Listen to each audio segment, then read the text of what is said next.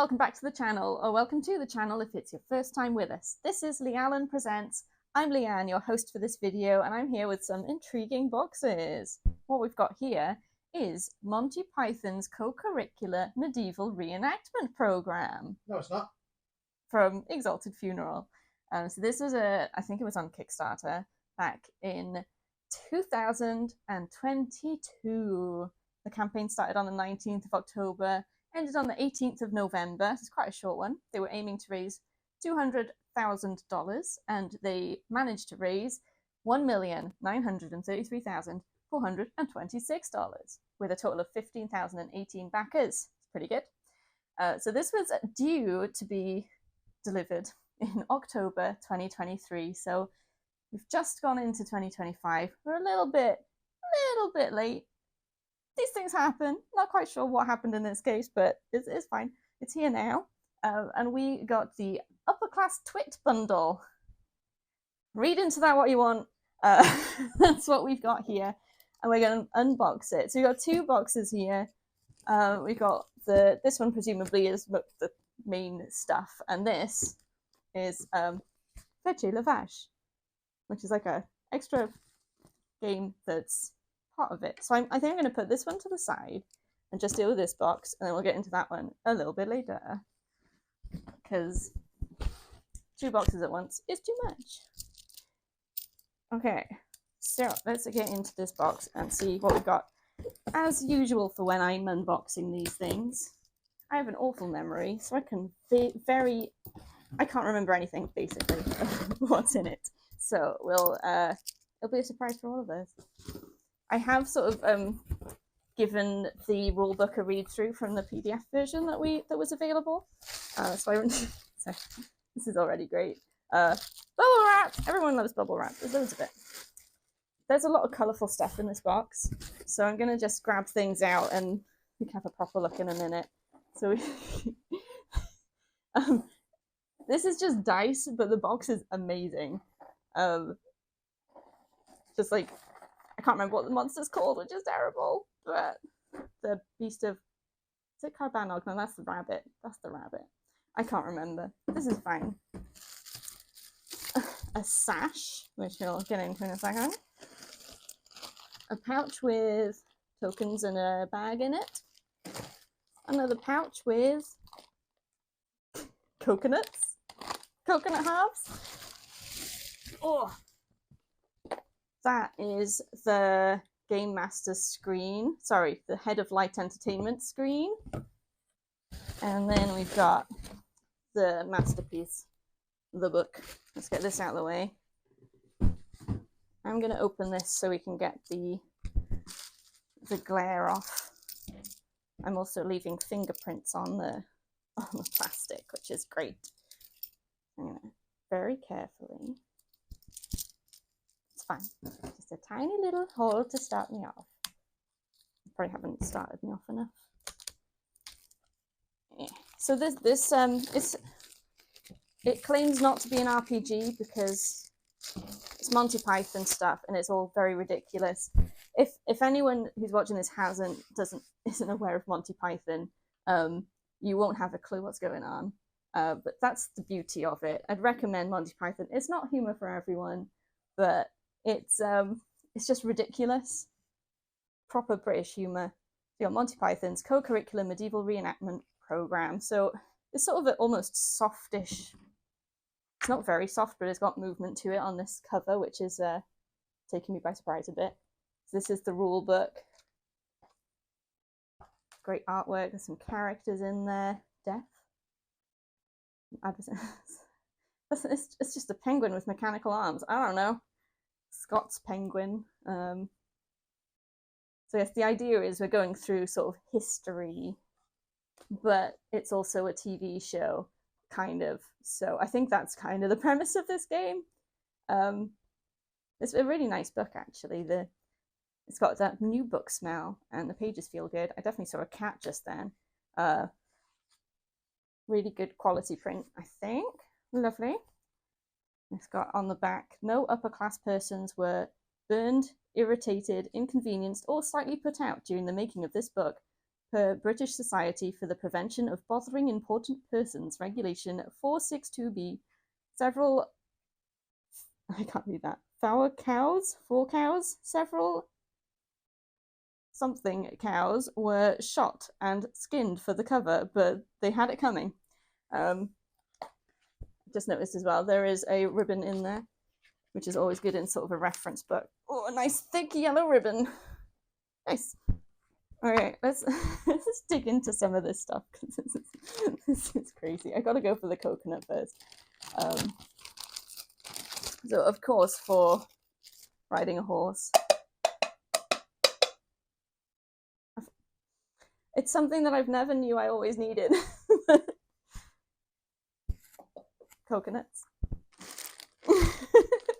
Let's go for this one. So this is a sash, which I believe is meant to be worn by whoever's being the head of light entertainment, which is the equivalent of the game master. And it's kind of a pseudo BBC kind of style. I can wear that right now, maybe, if it doesn't interfere with the mic, which it might, so I probably won't wear it, but yeah, put that down. Nice, we've got a sash. I'll be wearing that at some point. So I think the idea is I'm going to be running this game at some point, but we need to find enough friends who are enough into Monty Python for it to work. So that's okay. All right. Butt trumpet. Nice bag. And then we've got a bunch of pink tokens and yellow tokens. Are they different? Yellows are merit tokens, and the pink ones are demerit tokens. I should have seen that coming. And they've got ones on the back. I don't know if some might be slightly different to warrant the bag. Let's grab one of each out, and we can try and show them on my camera. Got ones, merits and demerits. They feel nice. They're made of wood, so they're not just plastic. They feel like they're made of wood. I could be very wrong. So I don't know what materials are like. Okay. And then we got let's move some rubbish out the way for a minute. This is the dice box. So the official authorized, sanctioned, and certified polyhedral random number generators for Monty Python's co-curricular medieval reenactment program. Also referred to as dice by non-serious people. I think we'll be non-serious. There's a lot of different dice in here. I nearly got it. There we go. And this box is great.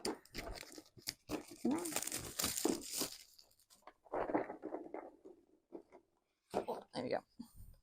So that's covered in plastic, which is good.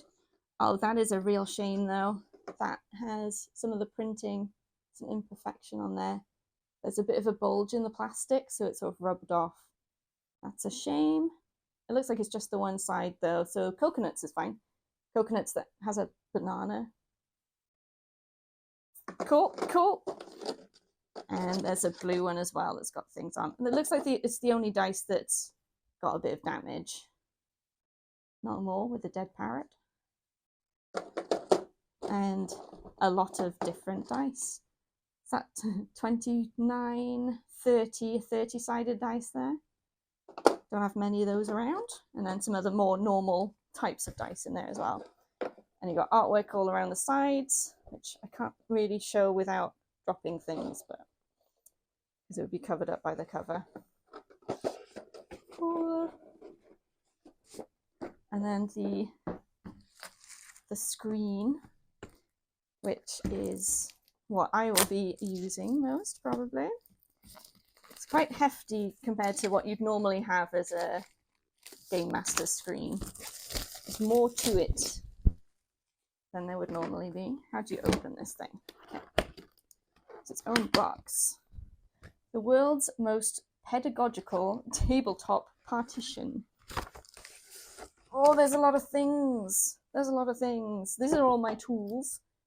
So there's like a dial that you'd build with numbers on that side. There's a raunchy policeman on the other side, as you do.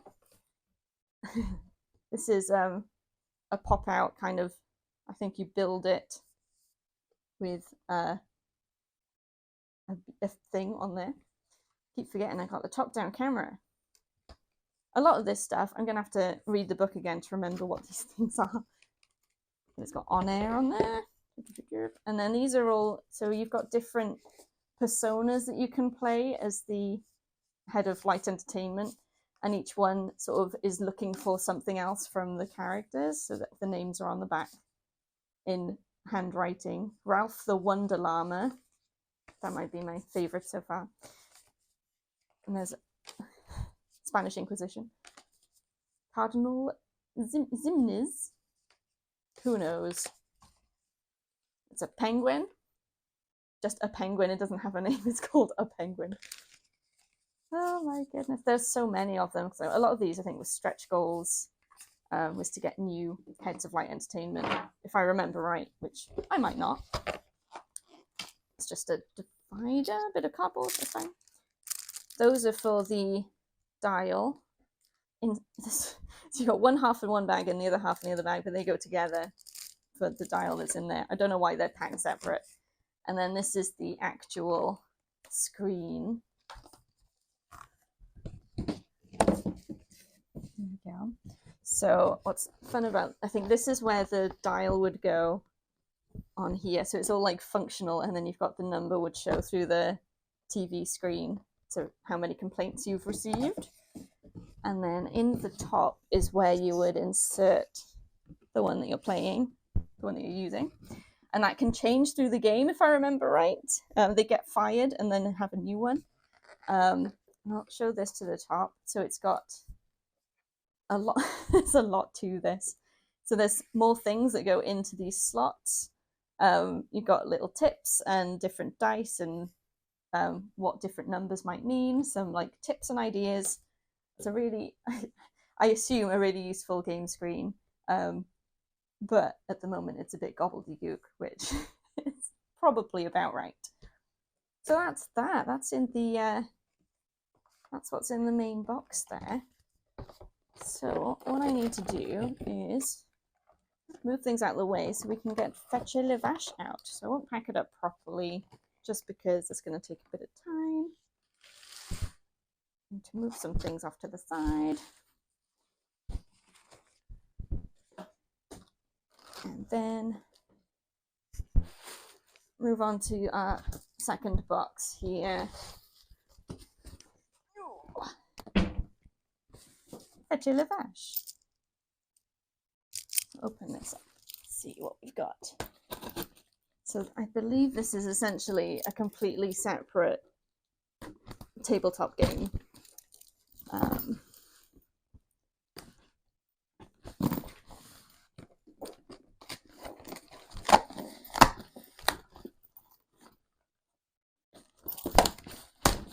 There we go. Let's see what we got. Cardboard. This is really pretty well packed in here. There we go.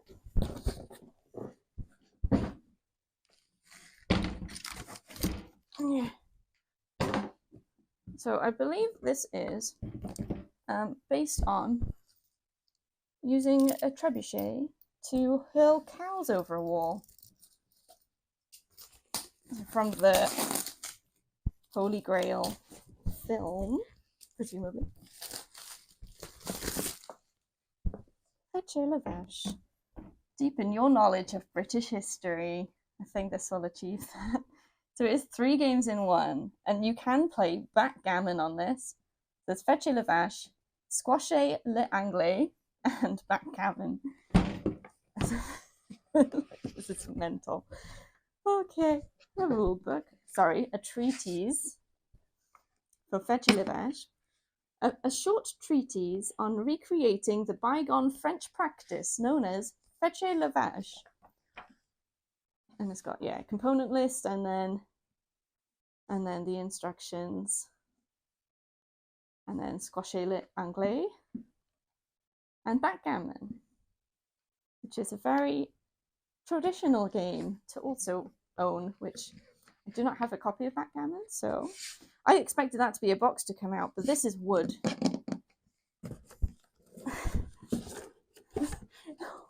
This is amazing. Whoa. This is quite Backgammon-like, because you've usually got the board is the box. So I'll open this up. That latch is really cool as well. Wow. Oh, that's beautiful. Oh my goodness. I just need to see the inside of this box before I do anything. So you've got these they're instead of the triangles that you'd have in Backgammon. So that is gorgeous. That's really well made.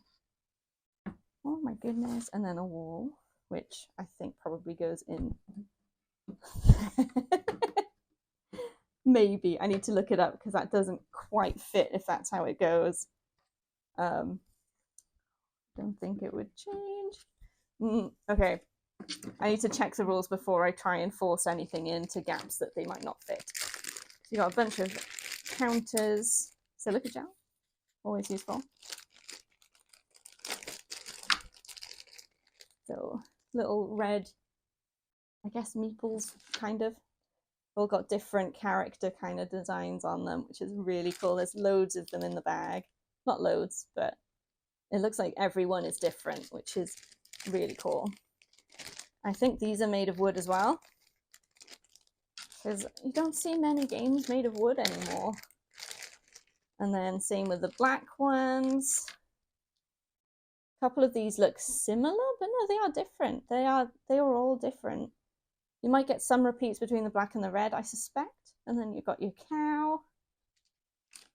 I think those are, I would say they're Backgammon pieces, but that's not enough. No, these will be the Backgammon pieces.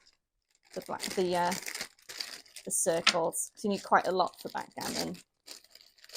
These counters, they're plastic. These ones are plastic. So the black cows or red cows. That is amazing. I love these. I really look forward to actually playing on this board, whichever of the 3 games. Red cows? Yeah.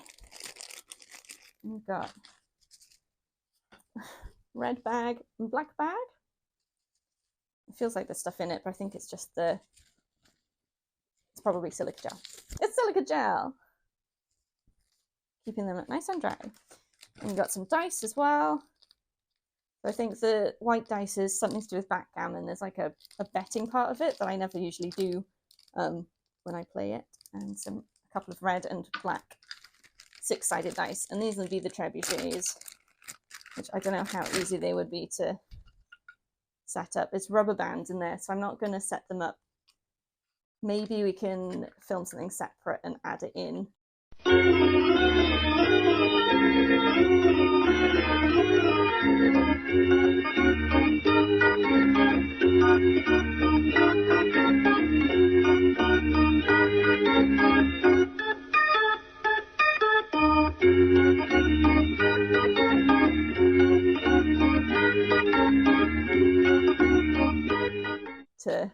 To show it working, because that would be very cool. It's got a couple of rubber bands, again made of wood, and you've got the carved in pattern, carved in wheels. It's just slotted together then. That is, I wasn't expecting, I remember this was part of it, having this game, but I expected it to be quite sort of small and just like an afterthought almost. But this is a really good quality production, and it's nothing really to do with the actual thing we backed. It's just like, it's a Monty Python thing, which is fun, and we wanted to make another game as part of it. So it's just a really nice touch. So that's that. That's everything. I'm gonna have to tidy up after this, but probably have a go, read through the rule book, play this, get ready to play the actual reenactment program. This could be an awful lot of fun, and very pleased with it. So looking forward to it. Thank you so much for watching. Please like this video if you liked it. Hit subscribe and the bell to be notified when we drop new videos. Follow us on our socials. Our link tree's in the description below, which will take you to Facebook, Instagram, and X. Talk to us on there or in the comments. Let us know, did you back this? Have you had a chance to play it yet? If you've got either the trebuchet thing or the reenactment program, not an RPG. So let us know, or is this something that you'd be sort of interested in looking out for if you didn't end up backing it? Drop some Monty Python quotes. That'd be good. Do that. Thanks again for watching. We'll see you soon. Until next time. Nee.